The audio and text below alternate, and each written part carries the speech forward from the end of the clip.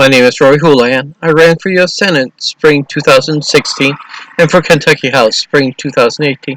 My goal, as always, is to stop the ticking time bombs and put our economy on track for a bright new day instead of all things ending. Let me educate you on the ticking time bombs and give you the rest of the story. Part 3. Doing things the right way. If you've been on my Facebook.com Rory Houlihan 1 webpage, you will notice that I have been posting Rory Houlihan's The Rest of the Story since 2016, when I ran for U.S. Senate. A couple weeks ago, I included a trailer. If you like what you hear, would you do me a favor and subscribe to my Rory For Us YouTube.com channel? I'm working on setting up a Patreon account. If there is anyone who can help me with this, let me know. If you have a ticking time bomb you would like me or you to talk about, let me know. Maybe I can interview you so you can tell the rest of your story. Remember, evil wants to be kept in the dark, but good needs to shine for all to see. Let your light so shine. You can email me at Rory For Us. You have a good and blessed day. Well, I have been contacted. If you know me, I work in a retail setting, so I'm easily accessible. A little while back, a chemist who is doing work at the Army Depot in Richmond, Kentucky, confided to me that some of the chemical processes being used to destroy the chemical agents there will create even more deadly agents afterwards. Normally, it is the EPA's job to destroy and store dangerous chemicals, and not the military. So, the military may not be the best choice. Maybe Mitch McConnell needs to fund the EPA instead of defunding it to destroy the EPA. The military's job is to create weapons to be used against our enemies. Which begs the question, could Mitch McConnell's announcement be a smokescreen? Hide the fact that after the process is over, the deadly chemicals stored next to millions of Kentuckies will end up being even more deadly, and to get local folks off the military's back all at the same time. We should investigate the appearance of a smokescreen con. After all, Mitch McConnell and the military only took like 20 years to even get started. But Mitch keeps on saying that a government can't do anything. Maybe the reason government can't do anything normally is Mitch doesn't want to do anything. One of the reasons the current process was chosen was that the process is totally closed, which is the main reason for choosing the current process.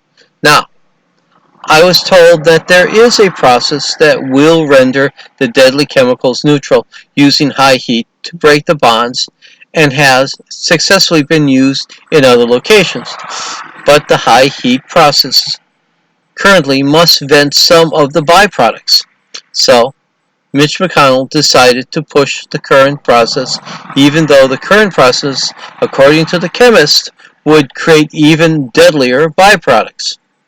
Could Mitch McConnell's reasoning be to look good in the short run, right before he and his other Republican candidates' elections? Is Mitch selling us a process that will make things worse to look good but do bad?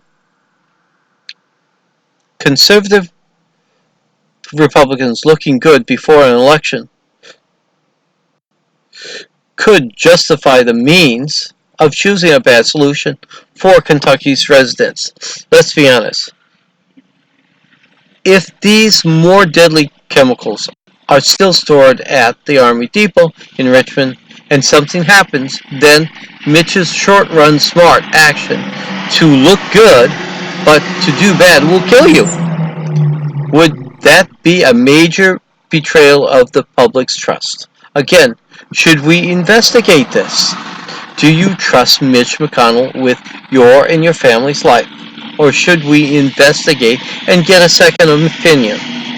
The chemist I talked to was concerned that What they were doing was making things worse, and not better, for the folks living in and around Richmond. That the need to appease, to go to a no-release solution was the controlling goal. Not a bad thing. But when political considerations over public safety looks to be also instead the real goal of Mitch McConnell, the solution was forced by Mitch McConnell. Could the reason a solution to a dangerous chemical stored to the dangerous chemicals stored at the Richmond's Army Depot has taken so long is in fact because of Mitch McConnell's war on the EPA. The EPA is the government agency tasked with such research. Remember, the focus of the military is to create weapons and not destroy them, while the EPA focus is to find, develop, and create safe storage and disposal of toxic waste. Would Kentucky residents be better off turning over the destruction and disposal of dangerous chemicals to a multi-agency task force instead? Many hands, little work, few hands, much. Are not many heads smarter than one? If what the chemist says is right, should we trust Mitch McConnell? Or is Mitch McConnell just another conservative conman? If Mitch did sell Kentucky a bag of poo, what should be done? This is the end of Rory Houlihan's The Rest of the Story. Part 3, Doing Things the Right Way. You have a good, if you like what you hear, will you do me a favor and subscribe to my Rory for Us YouTube.com channel. You have a good and blessed day, folks. Bye.